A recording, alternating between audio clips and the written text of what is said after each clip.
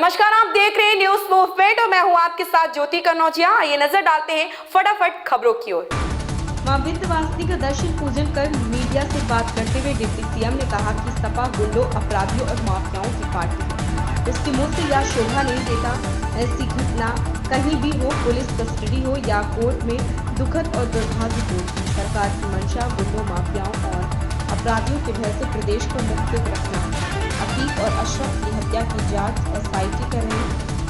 लखनऊ की घटना की जांच भी एसआईटी को सौंप दिया गया। जल्द ही सच्चाई सामने आएगी। एक दिवसीय दौरे पर पहुंचे प्रदेश के उप मुख्यमंत्री केशव मौर्य ने आदि मां शक्ति मां विंध्यवासिनी का दर्शन पूजन कर आशीर्वाद लिया। अधिकारियों के साथ निर्माणाधीन विंध्य कॉरिडोर की प्रगति जानने के बाद उसे जल्द पूर्ण करने का निर्देश दिया। मीडिया से बात करते हुए कहा कि मां विंध्यवासिनी मंदिर पाने का सौभाग्य काफी दिनों बाद मिला है। मां के और जनता के आशीर्वाद से सरकार बनी। सरकार की मंशा रही कि अयोध्या में श्री राम जन्मभूमि पर मंदिर, बाबा विश्वनाथ का कॉरिडोर और मां विंध्यवासिनी कॉरिडोर का निर्माण। बाबा विश्वनाथ का कॉरिडोर बन गया है। शेष दोनों कार्य तेजी से चल रहा। मां विंध्यवासिनी कॉरिडोर के निर्माण प्रगति से संतुष्ट है। संतोष गुप्ता। विंध्यवासिनी के चरणों में प्रणाम करने का, आशीर्वाद लेने का, दर्शन करने का मुझे इधर कई महीने बाद सौभाग्य मिला है और आज दिव्य दर्शन करके मन गदगद है। माता जी का जो धाम का निर्माण हो रहा है, धाम के निर्माण को देख करके एक भक्त के रूप में भी परम संतोष हो रहा है।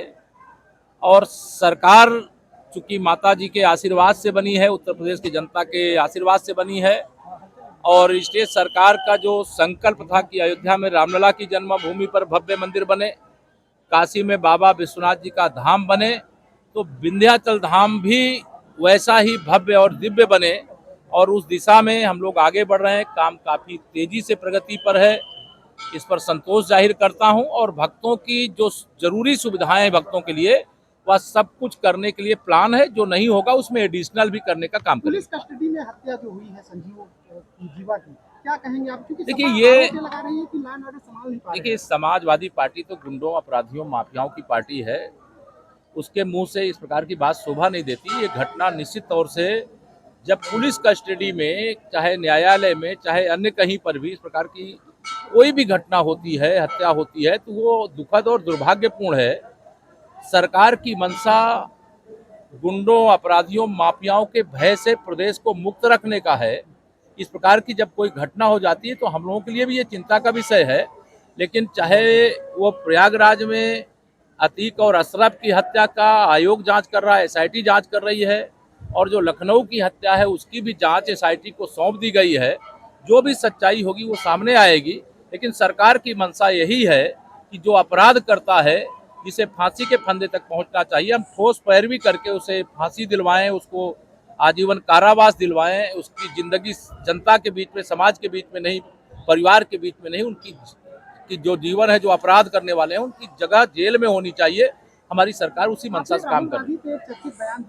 राहुल गांधी पे एक चर्चित बयान दिया है जिसमें कहा है कि उनको आगरा में होना चाहिए। देखिए, मैं जब कोई भी इस देश का व्यक्ति, वो राजनीतिक हो, गैर राजनीतिक हो, देश भारत लोकतांत्रिक देश है और राजनीति करने वाले किसी भी दल को एक दूसरे दल के विरोध में बोलने का अधिकार होता है।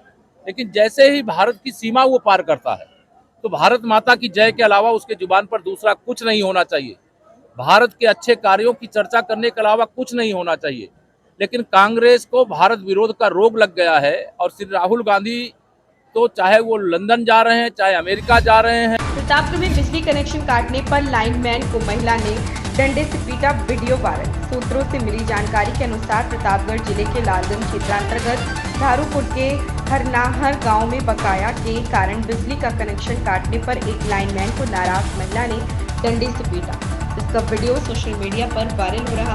भीषण गर्मी से त्रस्त महिला के घर का बिजली का बिल कई हजार बकाया था, जिस पर बिना किसी पूर्व सूचना के पहुंचे लाइनमैन ने खंभे से कनेक्शन काट दिया, जिससे नाराज महिला ने लाइनमैन को डंडे से पिटाई कर दी, जिससे लाइनमैन चोटिल हो गए। महिला ने पहले रास्ता बंद किया, उसके बाद लाइनमैन के उतरने पर उसको डंडों से पिटाई शुरू कर दी। लाइनमैन की पिटाई से क्षुब्ध विद्युत कर्मियों ने नाराजगी व्यक्त की। लाइनमैन की पिटाई का वीडियो सोशल मीडिया पर वायरल हो रहा है। ओम प्रकाश गुप्ता की प्रतापगढ़ में 5 अवैध देसी बम के साथ एक व्यक्ति गिरफ्तार। पुलिस द्वारा मिली जानकारी के अनुसार प्रतापगढ़ के थाना रानीगंज के उप निरीक्षक सालिक राम शुक्ला मेहमरा द्वारा देखभाल क्षेत्र चेकिंग के दौरान मुखबिर की सूचना पर स्थानिक रानीगंज के CHC रानीगंज नहर पुलिया के पास से एक व्यक्ति सईद अहमद पुत्र स्वर्गीय रईस अहमद निवासी ग्राम सवैया थाना रानीगंज प्रतापगढ़ को 5 देसी बम के साथ गिरफ्तार किया गया। इस बरामदगी के संबंध में थाना रानीगंज में मुकदमा अपराध संख्या 161/2023 धारा 4/5 विस्फोटक अधिनियम का उपयोग पंजीकृत कर पुलिस द्वारा अन्य आवश्यक विधिक कार्रवाई की जा रही है। ओम प्रकाश गुप्ता की रिपोर्ट। इन खबरों में बस इतना ही। बने रहे न्यूज़ मूवमेंट के साथ।